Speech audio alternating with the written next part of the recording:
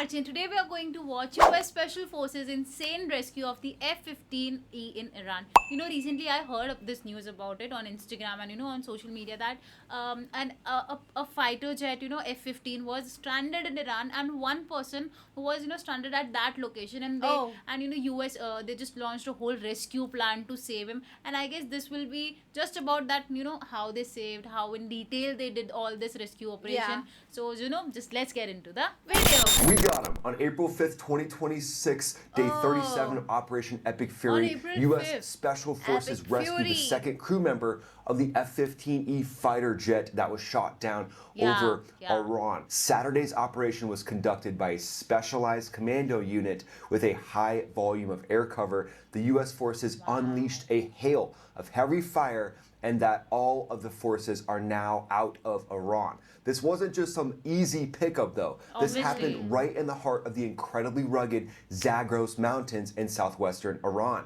In the Chamahar and Bakhtari province near Dishat, we're talking steep, jagged ridgelines topping over on 7,000 the feet, midst of deep that. rocky valleys, Okay. loose shale slopes, and unforgiving high altitude have any terrain military schools that's in perfect Mosque for in hiding, this but area? absolutely hell for moving fast, Oh my especially when you're injured and Yeah. being hunted by the IRGC. This video will recount the actual rescue operation of the F-15E WSO. And President Trump posted this. He said, "We got him, my fellow Americans. Over the past several hours, the United States military pulled off one of the most daring search and rescue operations in U.S. history for one of our incredible crew member officers, who also happens to be a highly respected colonel, and who I am thrilled to let you know is now safe and sound." This brave Wow. warrior was behind Good. enemy lines in treacherous mountains of Iran, being hunted down by our enemies who were getting closer and closer by the hour. But he was never truly alone because of his Commander-in-Chief, Secretary of War,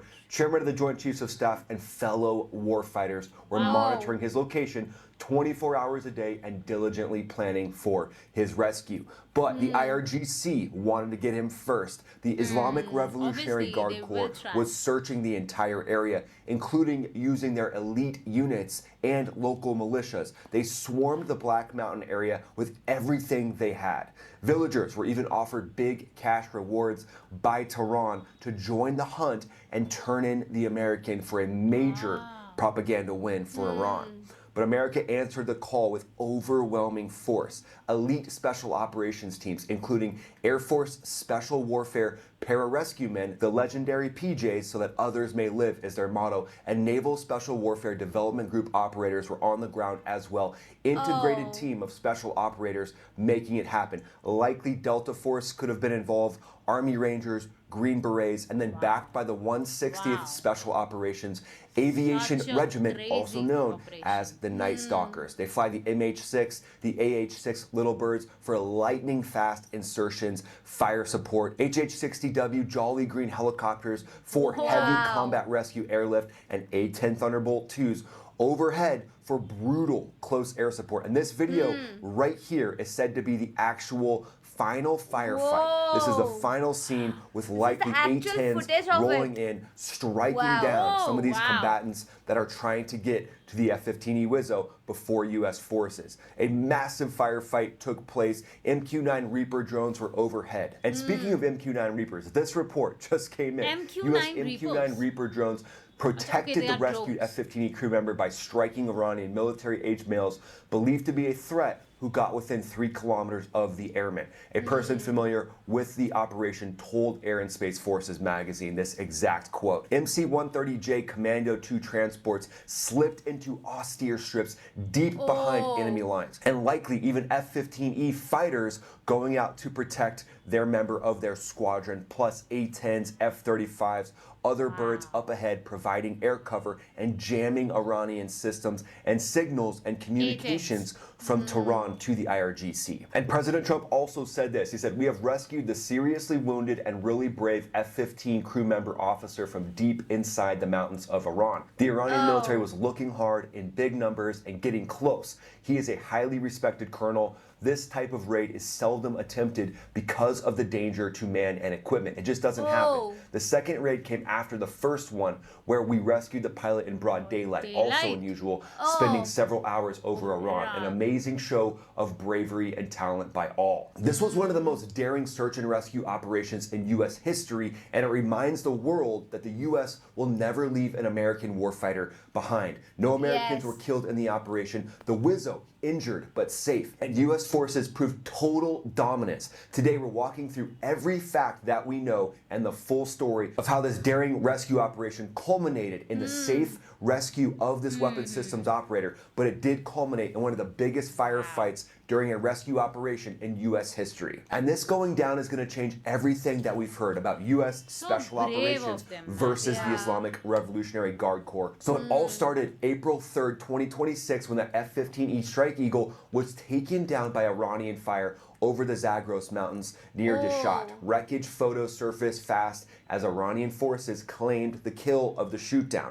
Both the pilot and the highly respected colonel ejected safely, but they're separated on the ground. They ejected at altitude so the winds can change the trajectory of those parachutes. They could land a mile or two away. The pilot was rescued the next day in an initial CSAR push, but the HH-60W Jolly Green helicopters that got the pilot took incoming fire and were damaged severely. Even crew members on those helicopters were wounded, but they made it back to base safely. U.S. officials stayed quiet on the second rescue to protect the colonel while he was evading. Meanwhile, IRGC units behind the scenes and locals around the Black Mountain were actively hunting the colonel with bounties on his head of $60,000 US, turning the entire region into a high-stakes game of cat and mouse.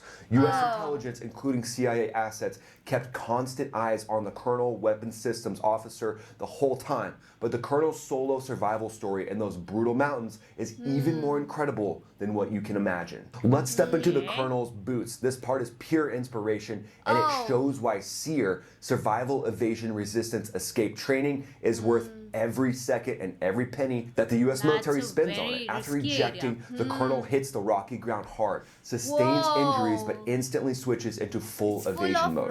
He moves away from the burning wreckage as quickly as possible, using the steep terrain to break line of sight with IRGC search parties. He climbs through those jagged 7,000-foot ridge lines under the cover of darkness, choosing rocky crevices and shale slopes that make tracking difficult for ground teams or dogs. He avoids open areas and villages as best he can, staying high where patrols are less likely to move fast and capture him.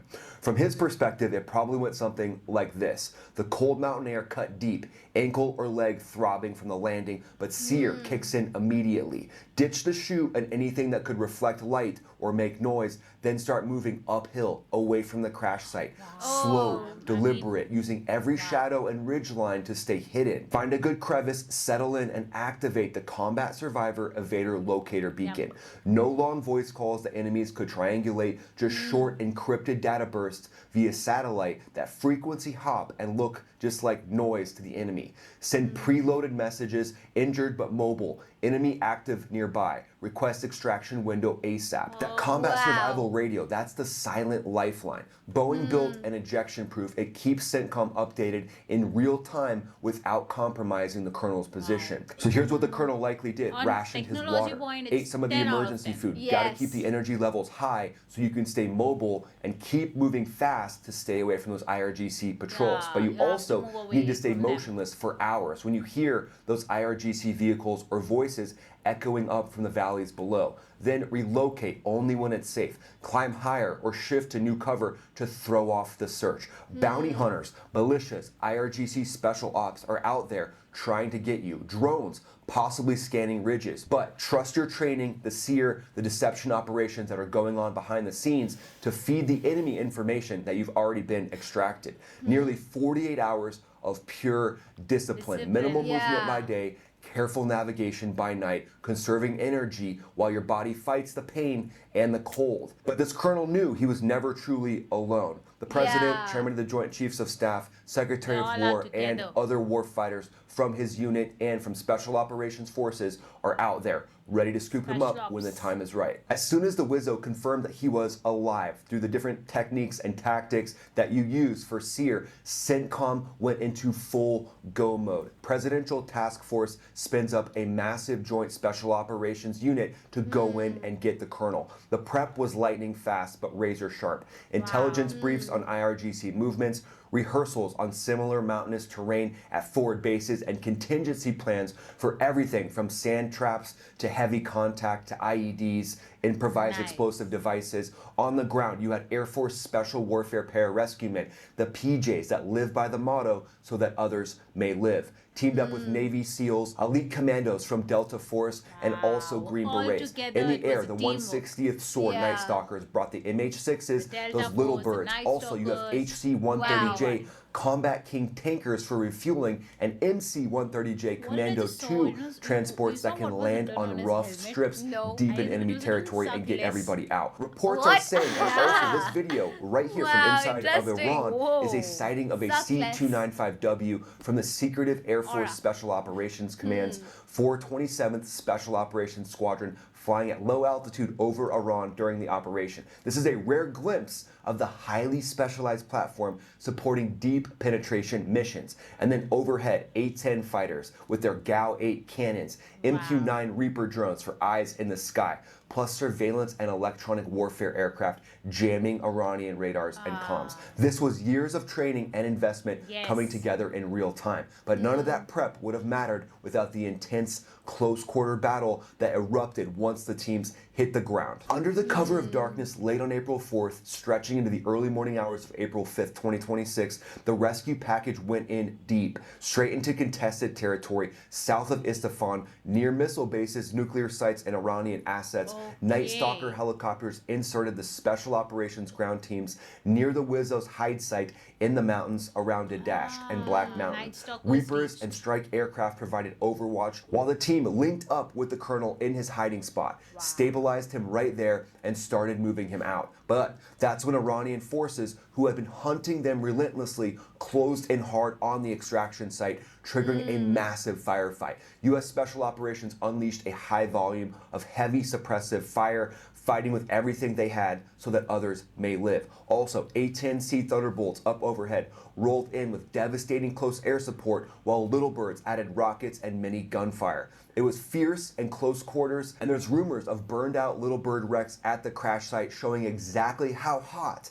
the engagement Whoa. got in the Dadash area. This is one of the deepest penetrations into defended Iranian territory in modern times. Iranian forces actively trying to stop the rescue, but warriors from the USA held the not line. stop. They protected the colonel and kept the fight under control. But Wow. after that firefight, the exfiltration brought its own edge of your seat drama. The rescue force, now with the freed colonel, rendezvoused at the remote, austere Ford airfield and Ford arming refueling point just south of Okay. Isfahan.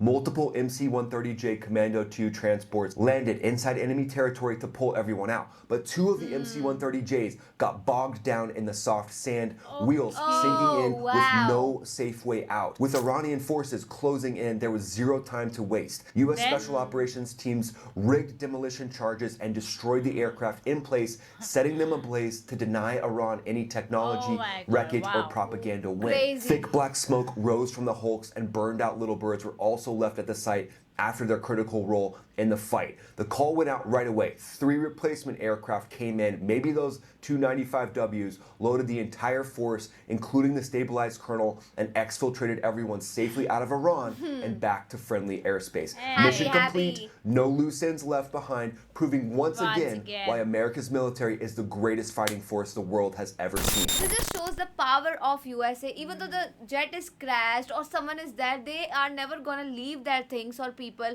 on someone else's land. And this was like a very powerful move by the USA, because you know, this just shows the power. And also, it's not like that they it is being shot, that's why they will just leave behind the jet. It's not like that, they just took it. Actually, you know, this was a very like a teamwork, because you know, be it there was this F-15E, I guess it was a single jet and it was crashed into Iran's land, but you know, US did like everything to get back. You know, they created a whole lot of operation that just shows how much team, you know, that team emotion they has within. And also I would like to, like, you know, appreciate like how the Delta forces, how the Night Stalkers, how the operations took place in an hierarchy. I mean like hats off to the US Army. So let me know, what do you guys think about this video in our comment section below. So do like, share and subscribe. Bye.